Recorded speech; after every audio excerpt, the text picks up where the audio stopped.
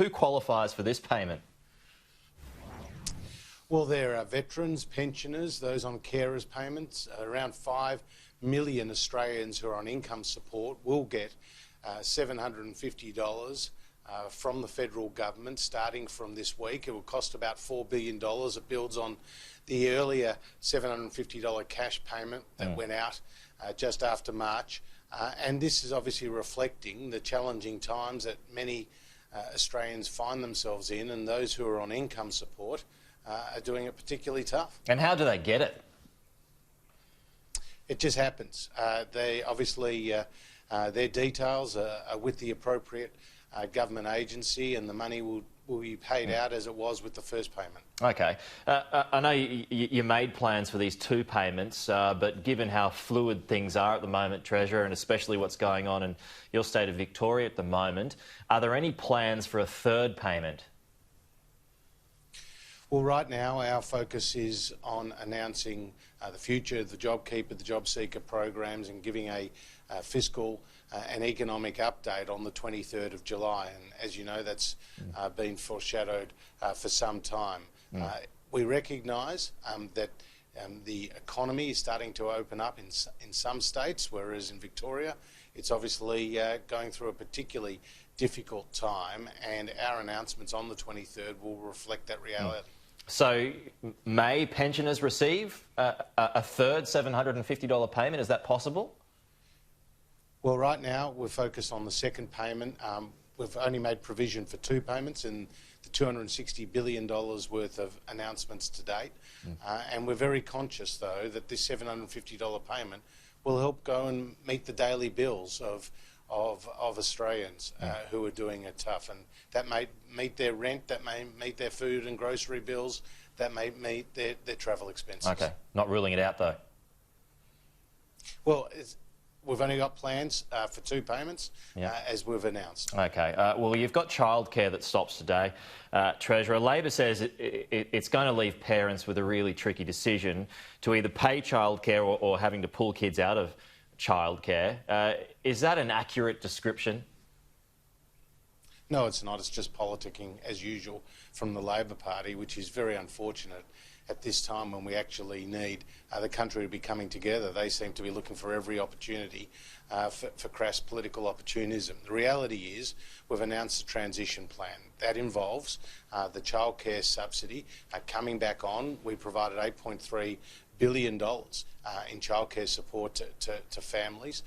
It also involves more than a $700 million transition payment based on the revenue of these service providers in that pre-COVID phase, as well as easing the activity test, which means that those who need support can get up to 100 hours a fortnight of subsidised care. Now, in Victoria, we've even made further arrangements that the service providers can waive the gap fee for those who are in the affected areas, which will give the parents the confidence that they can maintain their enrolment, ensure that the parents are not out of pocket, while it's also good news for the service providers because they continue to get paid. You just talked about your economic report that you're still working on, that is coming up and it's due soon.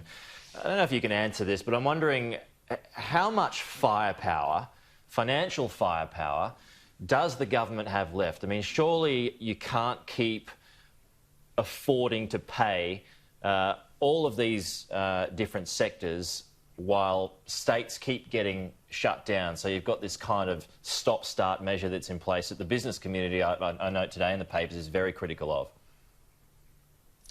Well, the first thing to say is that we entered this economic crisis from a position of economic strength, Pete. We had a debt to GDP ratio of around 20%, which is a quarter of that in the United States and the United Kingdom, 1/7 of what it is in Japan. We also had the first balanced budget in 11 years, and we had economic growth that was rising in the back half of last year, and unemployment fell in February to 5.1%, bearing in mind when we came to government that unemployment was 5.7%. So we had got the books in a good shape to be able to get us through this crisis. Now, since that time, we've announced $260 billion of economic support, a record 13.3% of GDP, and that is being has helped stabilise the economy. It's given not just an economic boost, but also a psychological boost. Now, we'll continue to spend as required, but we're also going to be disciplined. I mean, again, the Labor Party is saying, go and buy an airline, go and spend on this, go and spend on that. We're much more focused on ensuring support gets to the people who need it most, and then you'll see that reflected in our announcement on the 23rd, because we're going to have another phase of income support which will be targeted at those most in need. And can you give us any idea on what that will be, on where that will be going? Well, you'll just have to tune in at that time.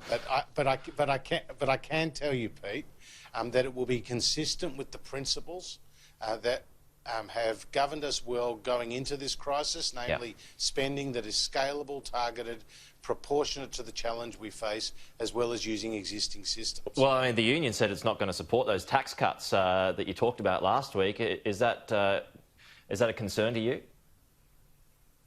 Look, I'm not focused on what the unions have to say about tax, because they've never seen a tax hike that they don't like, and never seen a tax cut that they didn't dislike.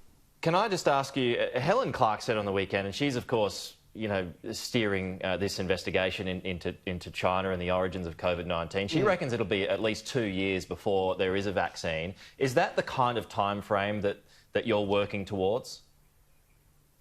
Well, the reality is nobody knows when those wonderful scientists and medical researchers who are working on a vaccine will come up with it. What we do know is we have to learn to live with the COVID pandemic, and to ensure that our lifestyle is changed accordingly. And that's why we need to practice the social distancing requirements. That's why we need to be quarantining those who come in from overseas. But what it is a reminder of is that this is, you know, a really difficult time, a once-in-a-century pandemic that started off as a huge health crisis, remains a huge health crisis, but with very significant economic consequences. The Prime Minister went to the football on the weekend, Treasurer. He's received some criticism from some parts of the community about going to the football. As a Victorian, you're in lockdown at the moment. Did you have any problem seeing those pictures? Oh, good on him. I mean, the Prime Minister's passionate about his country and he's passionate about his footy. I'd love to go and watch Melbourne Storm or the Carlton Football Club. I just have to travel interstate to do it. But, Pete, what it reminds us of is that we have one country in two stages. We've got New South Wales, which has been opening up, and we've got Victoria, which has been closing down. And this is the unfortunate reality of the spike in cases in Victoria. I note that the Labor Party leader, Anthony Albanese, didn't criticise the Prime Minister, and I can tell you if he thought there was an ounce of political opportunity in that, he would have. And it's, I think, a reality of where most people across the country are at. They understand that the Prime Minister is spending some time with his family, he's going to enjoy the footy, as he can do in New South Wales, while here in Victoria, we're obviously going through a much more difficult period.